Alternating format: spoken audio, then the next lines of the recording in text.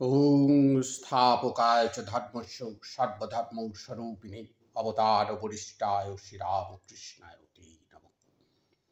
মা শারদা এবং বীর সন্ন্যাসী বিবেকানন্দের চরণে ভক্তি প্রণাম জানিয়ে শুরু করি। এই করুণামৃত চ্যানেলে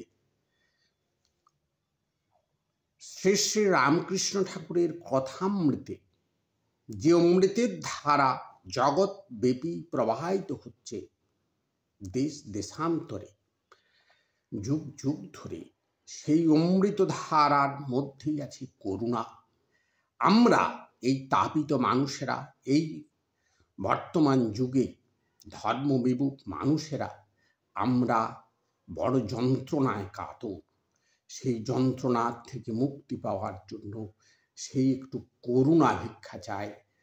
এই করুণার এক অঞ্জলি এই নিজের তাপিত জীবনে এবং আমার মতোই সহমর্মী সমস্ত ভক্তিপতি যারা আছেন, ভক্ত যারা আছেন, তাদের জন্য যদি একটুকুনো উপকারে আসতে পারি, তারই প্রচেষ্টা মাত্র।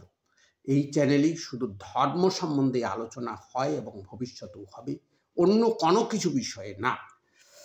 ইন ডিটেলস আলোচনা হবে পরবর্তী সমস্ত ভিডিওতে। আজকে আমাদের যে প্রসঙ্গ, ধর্ম 2। ধর্ম কি না, যা আমাদেরকে দৃঢ়ভাবে ধারণ করে রাখে এবং অন্তরে সেই আত্ম উপলব্ধি ধর্ম। সেটা আমরা পূর্বেও বলেছি, আজও বলছি। কিন্তু এই ধর্মের আজ বিভাজনটা কি বলবো? আদি ধর্ম, সনাতন, আদি সনাতন ধর্ম। এই সনাতন মানে শাশ্বত ধর্ম, আদি পুরুষ। এর মধ্যেই আমরা খুঁজে পাই বেদ বেদান্তর যে ধর্ম। এই আদি পুরুষ কি? আদি মানে শাশ্বত, অনেক দিন যিনি আছেন। আদি পুরুষ, পু শব্দের অর্থ পুর, রুশ মানে বসবাস করা। যে পুরে বসবাস করা হয়, মানে যিনি বসবাস করেন, সেটা কি না, সেটা হচ্ছে হৃদয়পুরী। এই হৃদয়পুরীতে একমাত্র তিনি আছেন। ঈশ্বরৌ সর্বভূতানাং হৃদ্দেশে অর্জুন তিষ্ঠতি। এই জগতের সমস্ত জীবের মধ্যেই তিনি আছেন, হৃদ্দেশে অবস্থান করেন। এটা হলো আদি সনাতন ধর্ম।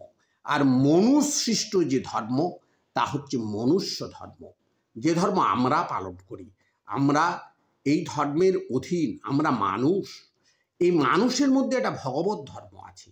যারা ভগবত বিশ্বাস করে, যে দ্বাদশ ভাগবত আছেন, ভগবতের ভক্ত আছেন, যে ধর্ম প্রতিষ্ঠা করেছিলেন, তা ভাগবত ধর্ম নামে পরিচিত। তা ভাগবতের অজামিল অধ্যায়ে আছে, সেটা ইন ডিটেলস আলোচনা হবে ওই পর্যায়ে। আর এটা যুগ ধর্ম বা লৌকিক ধর্ম, এই ধর্মটাকে বাদ দিয়ে আমরা কিন্তু চলতে পারি না।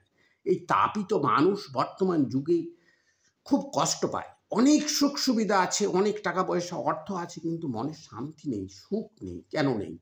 এটার মধ্যে আমরা বিশ্বাস হারাচ্ছি। বিশ্বাস থেকে আমাদের মনের মধ্যে একটা সন্দেহের জন্ম নিচ্ছে। সেই সন্দেহের মধ্যে আমরা জ্বলে পুড়ে একবারে ছাই হয়ে যাচ্ছি। এই জায়গাটাই আমাদের এই করুণা ধারার প্রয়োজন, এই ধর্ম কথার প্রয়োজন। এইটুকুই আপনাদের কাছে জানানো। পরবর্তী সময়ে আপনাদের সঙ্গে আবার দেখা হবে। নমস্কার, সব ভালো থাকবে এবং সুস্থ থাকবে।